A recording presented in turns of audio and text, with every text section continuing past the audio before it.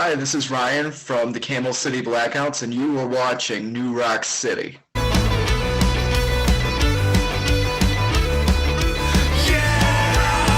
Hey YouTube, welcome back to New Rock City, the show that brings you in-depth and informative interviews with all the new generation of punks. I'm your host, Stephen Moss. Ryan, thank you so much for being on the show, man. You're welcome. I want to start off by asking a question that maybe you can answer for Derek, since he's not with us today. But I read that he started the band after he was inspired from a Dropkick Murphys concert. Did he ever tell you what specifically it was about that show that was so inspiring? I think it was just the energy and just how drunk people were and how excited people were. Because, you know, whenever you go to a Dropkick Murphys show, it's a bunch of chanting and stuff. Like, everybody knows the words. So, yeah, he went and seen that concert, and, like, the next day, or maybe 2 days later, he sent me a message. It was like, hey, are you still playing music and still doing punk rock? And I was like, yeah, I still do that.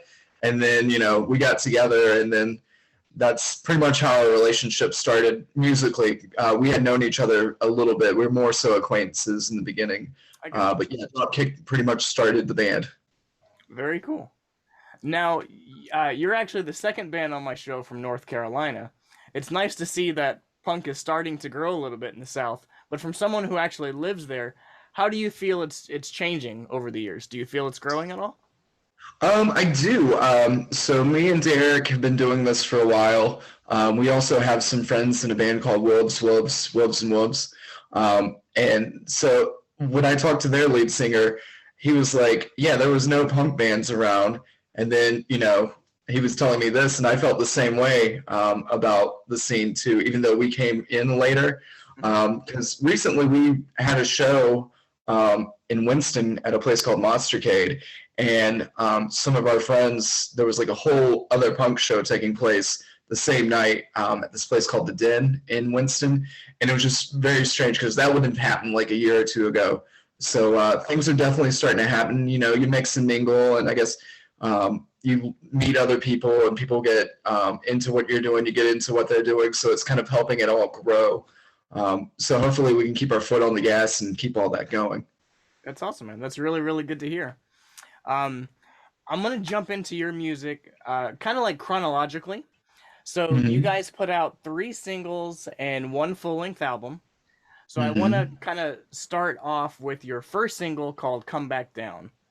What stands out to you about making that collection of songs? You mean the process or just the songs themselves? Both, whichever. Whatever stands out to you the most. So those songs from that album, they were kind of in a darker period of my life. And I had been writing a bunch, and those 2 songs were like the ones that whenever me and Derek got together, we were like, yeah, these are going to be the first 2 that we're going to record.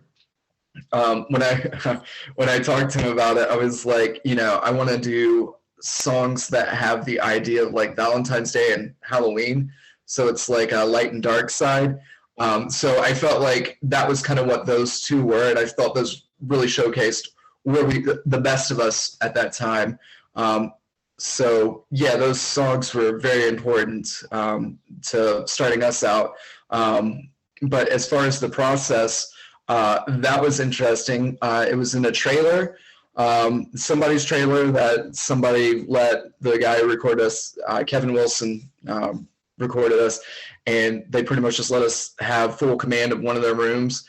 And like there's a closet set up, had a bunch of old porno in it and stuff like that, and they had like the microphone and stuff in there, and I'm just like flipping through the pages, you know, a lot of Bush back in the day, a lot of and then we just kind of went in there and did that.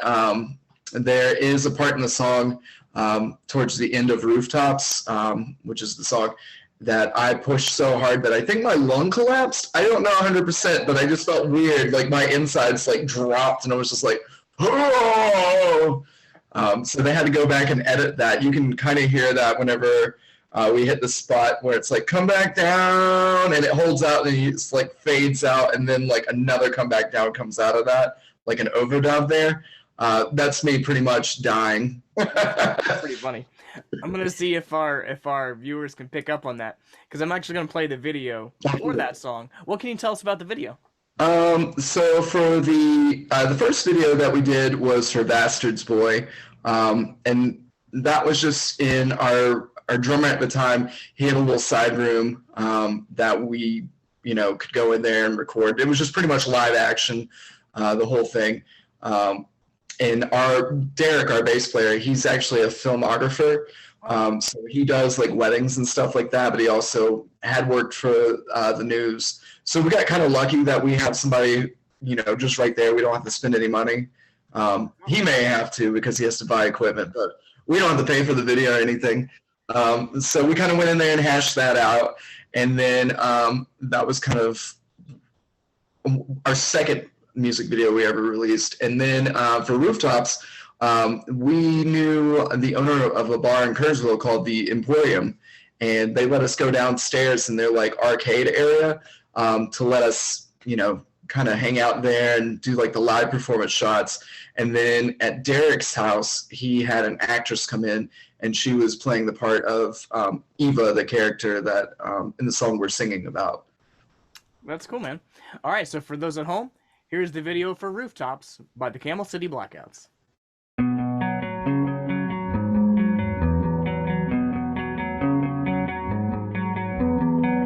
She's dancing on the rooftops, screaming at the top of her lungs. On top of the rooftops, threatening that she's going to fall. Second chances don't agree with me. We make our beds and we fall asleep.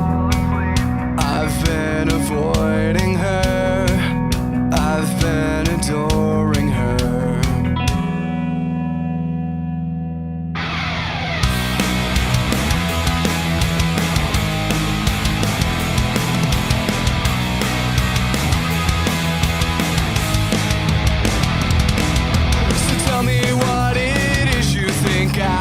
I need to know about your half-hearted decisions and the reasons you had to go.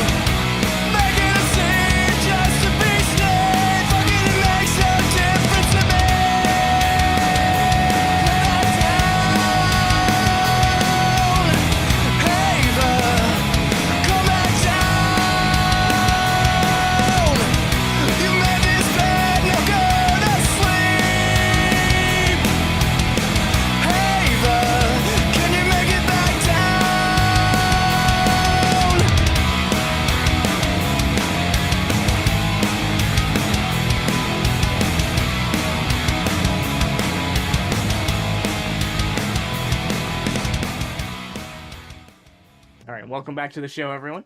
After that, you guys finally put out your first full-length album called Possession in 2019. What was that recording process like from you? Did that differ at all from your singles, or what was the mindset going into the album?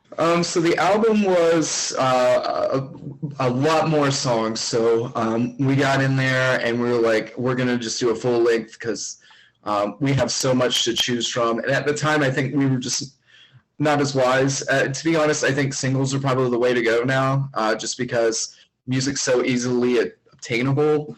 And it helps, like, if we release those in singles, we might have been able to stretch it out longer, of course. But for full lengths for this one, we went into an actual studio and we started the recording process. And on the first day of recording, I got laryngitis. Ooh. So it took like forever to get over it, because not only was I sick for like a month with that, my vocal cords were also really tight for a long time. So they were very cordial. Joe Potts is who we recorded with. And they were very like, hey, you paid us this much, which we did pay them a lot. They probably thought that we were going to be in and out, and we ended up not being in and out. So we got in there, we got the pretty much all the instrumentation and stuff like that. And then vocals came a lot later, almost. I want to say it was like a year project, just because my vocals were just completely trashed. Wow. And also kind of lining up with what they were trying to do, because they had us marked for a certain amount of time, and then we couldn't fulfill that, but they were gracious enough to let us, come back and finish up. So that did provide us a lot of time to do some overdubs, because definitely in those 11 songs, there's more ear candy in there. So that was definitely fun. We kind of recorded separately. So we'd go in on our days, like Derek went in on one day. Our drummer at the time, Alex, went in, and then I went in. And then vocals and stuff, I think Derek had come in maybe once or twice just to kind of give some input. And also me and him did some like backing vocals for the songs. So it was definitely an interesting experience. It was one of the, for me, hardest experiences, just because of what I had going on, but one of the funner experiences because we got to hang out in the studio for so long and like really kind of wrap our minds around what we wanted to do. Like the laugh at the end of Turning, which definitely would have came to me like immediately. It was something kind of marinated on and came up with. Gotcha. Well, very cool. I'm actually going to play 2 songs from that album. And the first one I'm going to play is my personal favorite. What can you tell us about the song Possession? Possession is a very personal song in the fact that I was in a band during high school, and the drummer for our band, Corey, he got hooked on heroin pretty much, and then he was just kind of like selling out like a lot of like just like robbing from anybody just to fulfill his need. And then the song in the chorus, it's kind of like, will he ever like get straight? Will he ever make the turn? And sadly enough, like that song was already written and that question was in place, but he had passed away from a heroin overdose last year. Sorry to hear that. Yeah. So yeah, it's weird. I don't know, but the writing was on the wall for that kind of stuff. I know he was doing better, but I've seen a lot of friends like come and go from people like trying to do heroin or fentanyl and cocaine and stuff like that. It seems like a lot of people were dying left and right. It's not been like that lately, but there was definitely a time period. It was very rough. Wow. I hate to hear that, man. But the song is a great song, so I'm going to play that for everybody. So here is Possession by the Camel City Blackouts.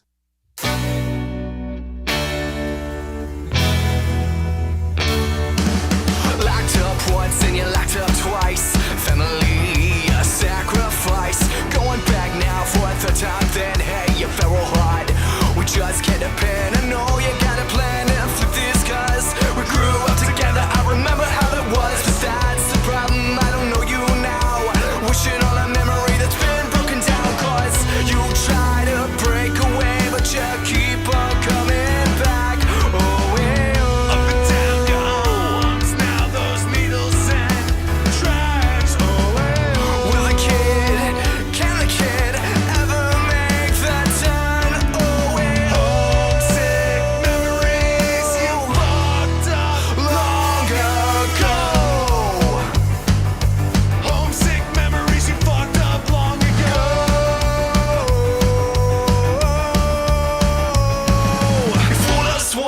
and you fool us twice. Go and take advice and you fool yourself thrice. Here you're out on the prowl again. Can't get my tongue, where to begin? You stole from your family, you robbed your own kid. Trading in favors, supplying your bench. They say people change, but I doubt you ever will. Wishing on a hope that you never could fulfill. Cause you try to break away, but you keep on coming back. Oh well. Up and down your arms, now those needles and tracks. Oh well. Will a kid, can a kid ever make the turn? Oh well. Homesick memories you fucked up long ago. Homesick memories you fucked up long ago.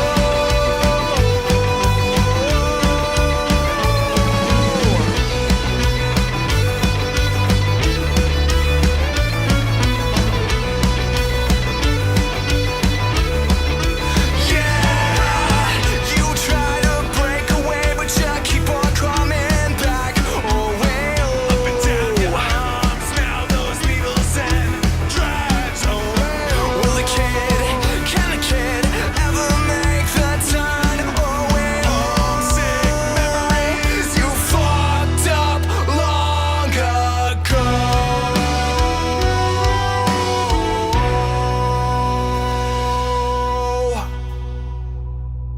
And welcome back to the show, everyone. I had one more question about that song. What was it that you guys were like, you wanted to make that the title track? Why did you want to highlight the whole album for that song? Well, I think I really, really love Alkaline Trio. And we also like the kind of double entendre of like being possessed, like in a sense of like, you know, you need an exorcism. And also the song that you just played was called the Corey song. And I was like, well, I don't want this to be like just blatantly like, hey, it's this guy, even though I think people close to the situation would know. So we decided to call it Possession because, you know, he's in possession of drugs. So it was kind of like a double meaning there. So that's kind of where we got the idea. I don't know why, you know, that was just the name that we thought was going to be the best for it. Because I think there's underlying darkness to that album. And that's kind of just what we're into. Gotcha. Well, the last song I'm going to play from that album, you had alluded to about the laughing track at the end, but I'm going to play the song Turning. What can you tell us about that song? That song is about a murder. Basically, I just went and wrote like, it's an old riff that I had and that I just kept playing around with. And then eventually I just came up with these lyrics and they're very abstract. And then when you kind of stand back, you kind of see a picture it's painting, so you can kind of retweak words and kind of shift things a little bit to be more in line with the idea. So basically, I don't know, I would just say maybe it's a jilted lover kind of thing. And I thought the lyrics were very kind of poetic because I hadn't heard anybody compare someone looking dead, turning different shades of wallflower, which I just always really like that lyric. And I don't know, it's just a fun one because I think it's one we close our songs, our shows with, and it's just very kind of like, I don't know, it just feels like mud, like the air feels like mud whenever we play it because it's going so fast and it's like darker. It's just kind of like, I don't know, it just changes the mood a bit. But it's definitely one of our favorite songs to play, bass-wise, guitar-wise, and drum-wise. So we definitely enjoy the shit out of that song. That's awesome, man. So for those at home, here's Turning by the Camel City Blackouts.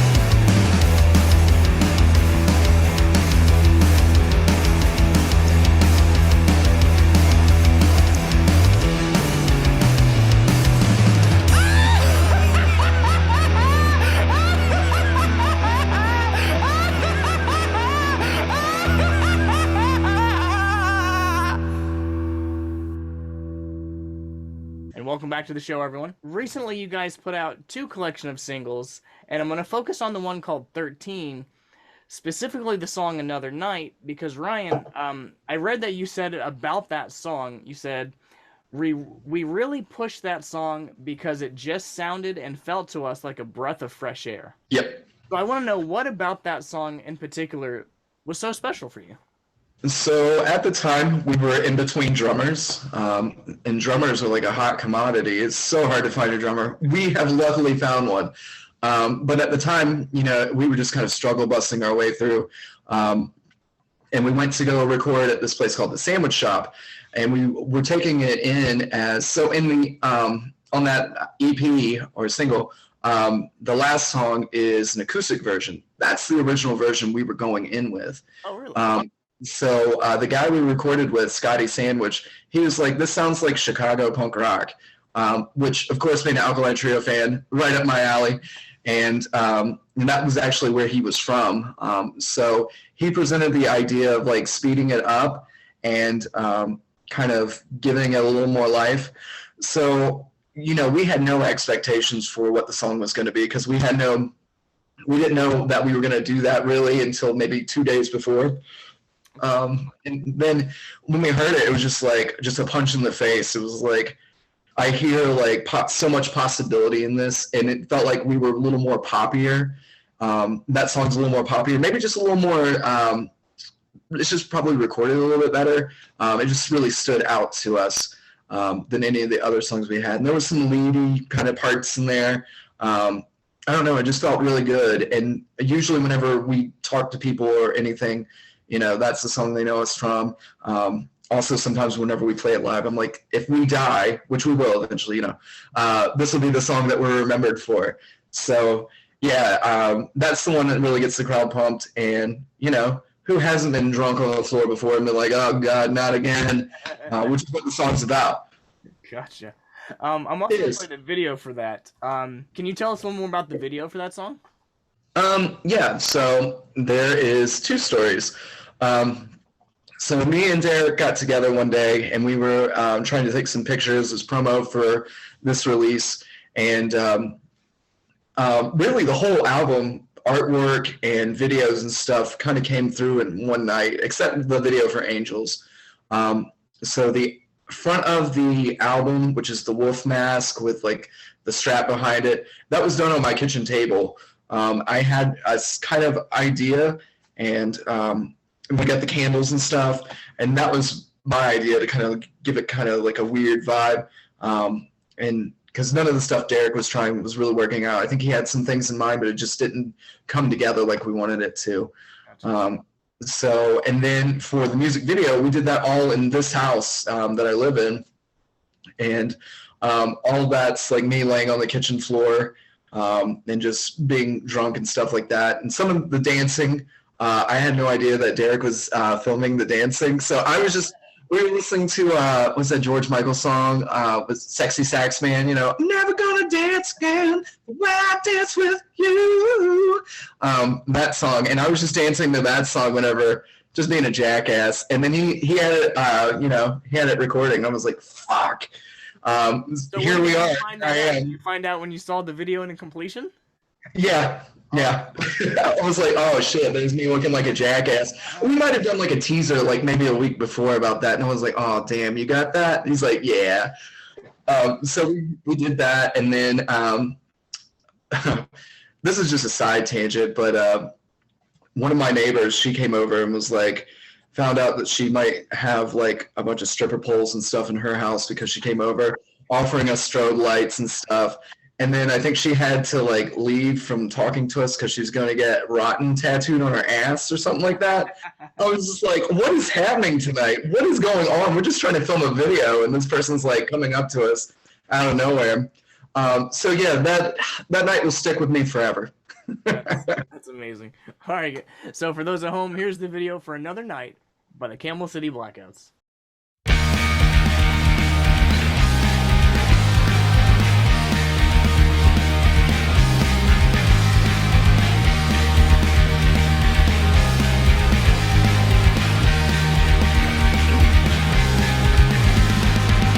Another night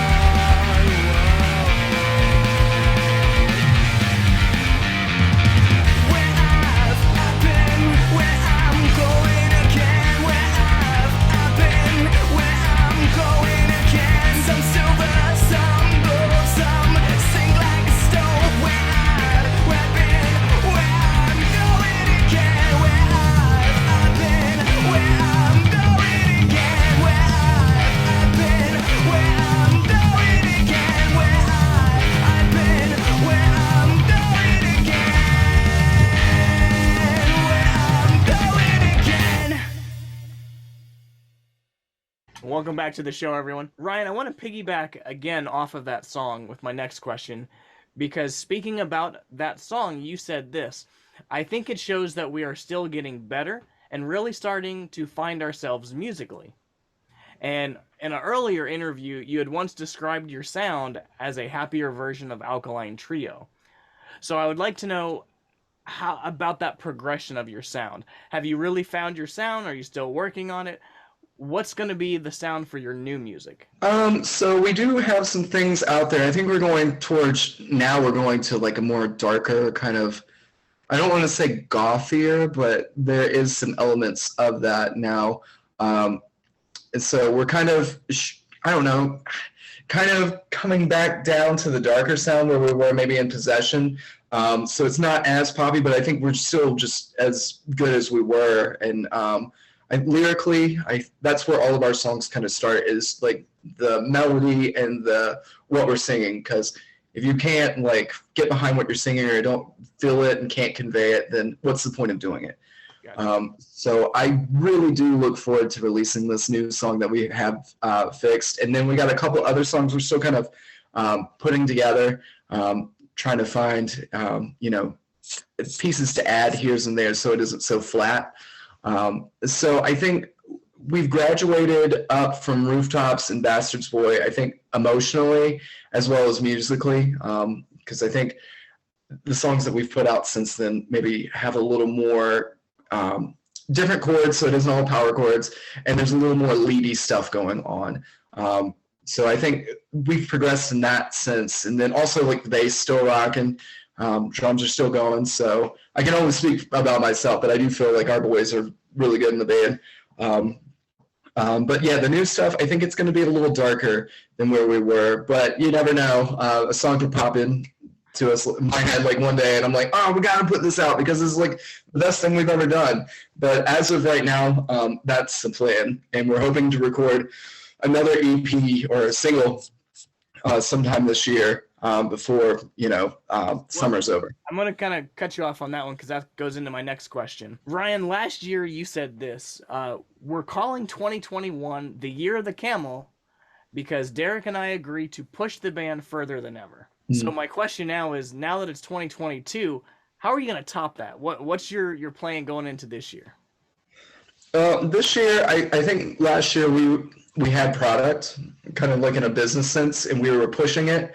And that's kind of what we were really trying to do with our EPs and EP and full length.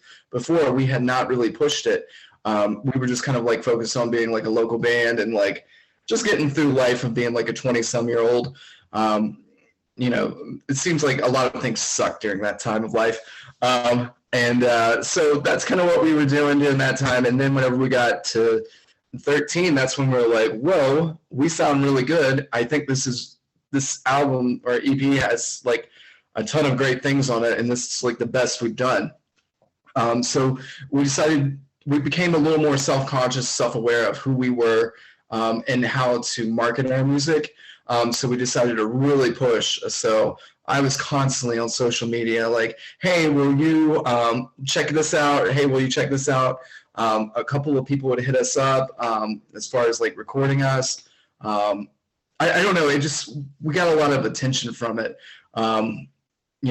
Fat Mike or nobody like that called us and was like, hey, I really like this. So I did send that EP, I sent that to, I guess, Mike from Asian Man. And because I guess all those EPs and stuff that are sent to Fat Mike are going to his address. But they never hit us back up. So a little hurt, but we've never have done that in the past. I don't know if we felt we weren't good enough, or maybe it was right place, right time. Maybe the world around us was just more punk rock influenced. I don't know. There's a lot of new punk rock stuff coming out. I'm not saying that we're the same or we like it or dislike it. It's just it's starting to catch a little more fire. Very nice. So I noticed just this morning on a post that you guys put, you have a show coming up next Saturday. Is that correct? We do. Mm-hmm. Would you like to tell your fans about that? Yeah, we're going to be playing at Odin Brewing, April the, I believe that is the 3rd. And we will be playing with Orphan Riot and Rocket 77. Basically, we've never played at Odin, so this is in Greensboro, North Carolina. But I know there's going to be beer there, so that's going to be great. And we're going to be there in other kick-ass bands. We've played with Orphan Riot quite a bit there, like our little brother band. So we're excited about that, and we're also excited about playing with the other band because we haven't had the chance to do that yet. I don't know. I just really like playing shows with bands we haven't met before, just because there's a little more something special. I don't know if you're trying to show off to the crowd and just play it that much better that you're like, oh yeah, check us out. But it does make things makes it fun, and you kind of want to show off and stuff like that. So yeah, definitely come to see that show because I think we're gonna be playing at 110%. It's gonna be a good time. Nice. Do you have any other shows coming up that you want people to know about? Yeah, we have quite a few. We have some shows coming up at Monstercade, which is pretty much where we play most of our shows. Been very fortunate to get a lot of invites to come play with some bands, and that's the venue that everybody always wants us to play at. So I do apologize. I'm looking up the dates right now. It's always hard to keep up with. So much going on. So we do have a Monstercade show coming up June 11th. So we're going to be playing, we're going to be headlining with a couple of bands around this area. And then we also have another show April the 12th, which is in a couple of weeks at Monstercade with our friends Fox Season. So we look forward to playing with them because it's going to be the first time we've played at the same show, but we grew up together. So that's definitely going to be a good time for us, kind of showcase us and see what they've got going on now. So I look forward to that one a lot, actually. Very cool. So we talked about your shows coming up, some new music in the works. So it sounds like your fans have a lot to look forward to. And speaking of your fans, I always like to end the show by asking, what would you like to say to your fans? I would like to say thank you for the support and, just keep spreading the word about us. Be on the lookout for new music because we kind of get the sense of what people like, but we also like to do different things. So even though something may be different in the future, we'll probably have something that's very similar.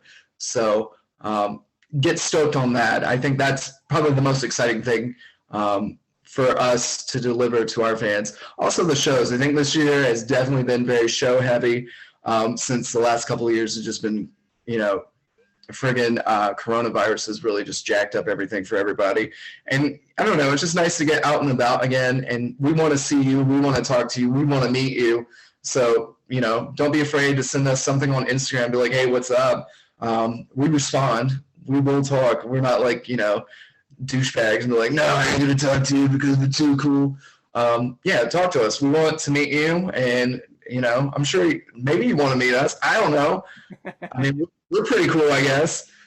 But yeah, we look forward to seeing our fans. We want you guys to come to the show. Come out to the show. Come talk to us. If you like something about our music, let us know. Come tell us. Very cool, man. So for those watching, I'm going to have a link down below in the description so you can follow the Camel City Blackouts and all their social media.